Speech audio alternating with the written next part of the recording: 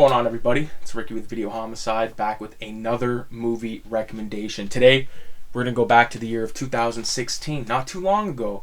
We're going to take a look at a film directed by James Wan, of course, from Saw fame, and he also did a really good film called Death Sentence. If you've not seen that, it's fucking awesome. If you like Death Wish with Charles Bronson, if you like good vigilante films, you don't need to look any further than Death Sentence. Also, another good film in that vein is called Faster with The Rock.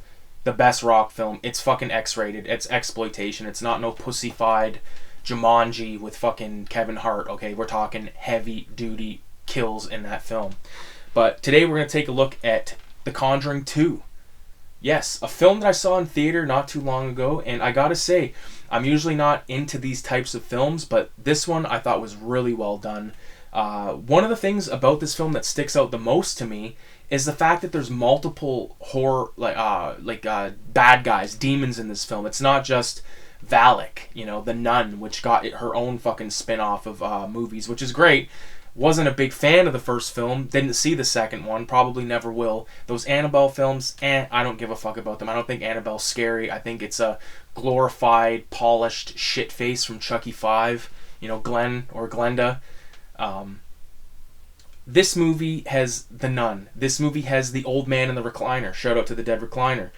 And it also has the crooked man. So I'm going to kind of break down what I like about these entities and what I don't. Okay, what I do like about Valak is it's very simple, right? It's a nun with a demonic face. Like, this is not some groundbreaking horror special effect. This isn't The Thing by Rob Bottin, you know what I mean?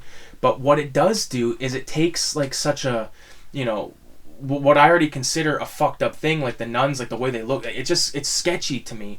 And then you toss in like some demonic shit in there. It's just, it's classic. It's like, a demonic nun or a fucking, a psycho serial killer clown. Like it all these tropes and shit like that are usually kind of like, I think they work in this film, and they show it in such a, what I think is I've never seen it done before. Like when the wife of this movie, I'm sure everyone's seen this by now, but if you haven't, Ed and Lorraine, this couple in real life that were hunting supernatural spirits and stuff like that.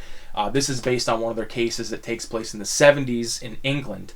But before the movie actually starts, we get this really fucking awesome ode to Amityville Horror, which if you're aware of Amityville Horror, what happened, what Ronnie DeFeo did, and all that kind of stuff, it's played out in the beginning of this movie, really well done, and it's like a very high polish looking scene. I've always loved that about this Conjuring film. But when Valak is first like painted, like on that painting, and the wife Lorraine goes into the office where the painting is.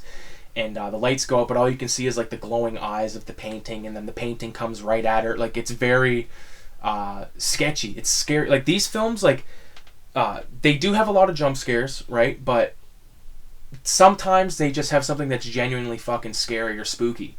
A lot of times when the little girl's watching TV, she stays home from school because she doesn't feel well. She's watching TV, and you can like see the reflection of the guy in the TV. And he's fucking with the TV, she's alone, like that kind of stuff I really liked. So, but Valak almost isn't even like the star of the film is that Bill guy, the guy in the dead recliner chair. Shout out to the dead recliner if I didn't already say that. But it's crazy because, again, a simple makeup, a simple premise, an old man in a chair, all they need is a little bit of fucking makeup, boom, and they got themselves a very horrifying character. It's not like the Crooked Man where it's practical. There's some stuff in there that has to be CG, but for the most part it's practical. It's a guy in a suit, and it just, I don't know, it's very cartoonish. It's still scary, but it's not as scary as that old man in the chair. I just think that that's fucked up. And even like the layout of the house is fucked up. It's, I don't know, it's very strange residence. I don't know why, but basically Ed and Lorraine, they go over to England to solve this case, and they basically conclude that the girl was faking it, doing all this stuff to, and she was faking it because they have video of her faking it and stuff like that, but it was really the demon saying like, hey, you're gonna fucking fake this or else I'm gonna kill your family, basically. So she ends up getting caught faking it, and then Ed and Lorraine leave. But of course Ed thinks of like some next level shit where he takes the tape recordings, and this came up recently in a film. I forget which one it was. Maybe it was Exorcist 3. I don't know, but he takes the recordings, 2 different recordings, and plays them, and then, you know, he solves the fucking case. Oh my god, she is demonic, we gotta save her, kind of thing. Go back to the house and do all of their you know, trenching through the fucking shit water filled basement, where later on, one thing that was cool about that basement thing was when that lady found the dentures and they fit like the bite on her arm. I thought that was really creepy and really cool.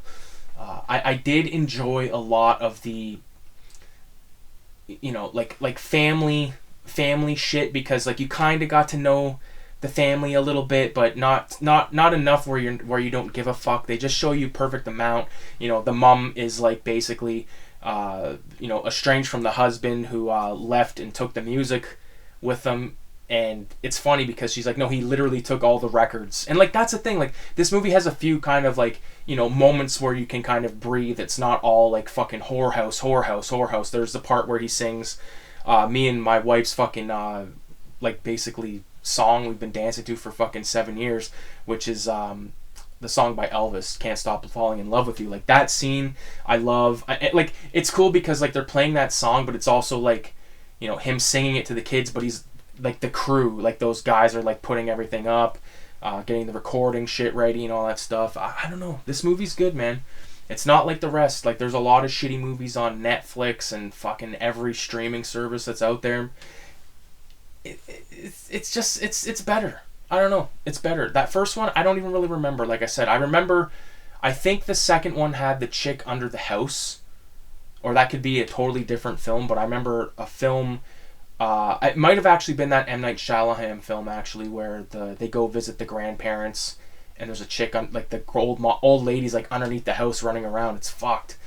That stuff will always freak me out. Crawl spaces and shit like that are freaky to me, man. Like, especially like when I was a kid and I lived in an apartment my whole life until I was like 12, and then we moved into a house. So, and the laundry shit was downstairs, and I swear to you, all the way up till I moved out of that fucking house, every time I went up those stairs, I like had a thought in my head like, okay, the fucking demonic entity is like right behind me, you know what I mean? But luckily we're okay. Burn a lot of sage in this fucking house here, so I think we're alright. But anyways, I don't know. I wanted to talk about this film because I don't know. I think people that haven't seen it need to give it a chance, because I wouldn't recommend something on here that's a piece of shit. You know, and like Valak or the Nun films, all, like Annabelle, all that stuff I consider just like whatever. You watch it once, maybe. If you don't, you're not going to be fucking, you know, you're not missing anything. You know, like I advocate for films from the 70s and stuff so much, because even though this film's not from the 70s, but like, because I just think there was more human in them. Now there's so much technology and just, you know, as soon as if it's not filmed on film, like for instance, I'm watching The Exorcist, like I'm watching the William Friedkin commentary. I'm an hour in, it's fucking awesome. I love it. But like, as I'm watching the film, I'm like, why does this movie like look a certain way? Oh, it's because it's shot on film. It's not fucking like rendered through a million different processes and filters and fucking with all the color levels and all that kind of shit. It's just different, you know. You look at a movie like Halloween from John Carpenter from 1978. It just has a fucking thing about it that is so addicting.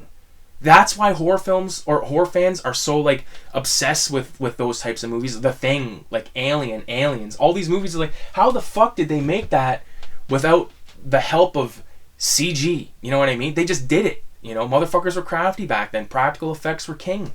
Now they're not. Practical effects are a fucking, you know, and this film is chock full of practical effects, but it's chock. There's so much fucking CG as well. Like they can't. I think at this point, like, every film that comes out is going to have some form of CG. Unless it's, like, you know, a fucking Tarantino film.